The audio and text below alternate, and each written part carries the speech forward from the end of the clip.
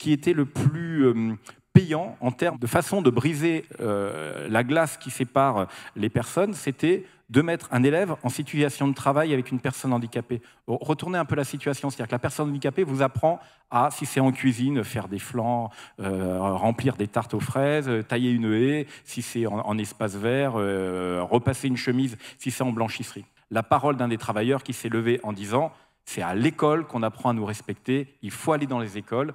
La parole inclusive, elle se porte dès le plus jeune âge. Un territoire 100% inclusif, c'est un territoire qui permet à toutes les personnes qui sont en situation d'exclusion, et pas seulement les personnes en situation de handicap, de vivre comme elles le souhaitent, en tout cas de pouvoir mettre en place leur projet de vie.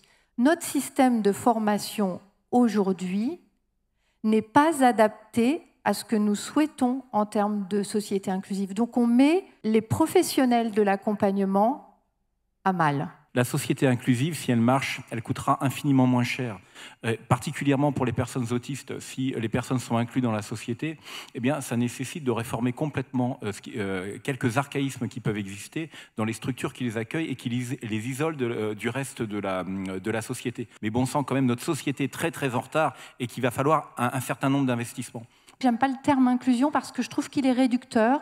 Si on prend un exemple avec deux enfants qui vont à l'école, l'un qui est en situation de handicap et l'autre qui ne l'est pas, on dira de l'un il est scolarisé et de l'autre il est inclus, c'est-à-dire qu'on lui fait porter un stigmate supplémentaire. Je pense qu'il n'en a pas besoin.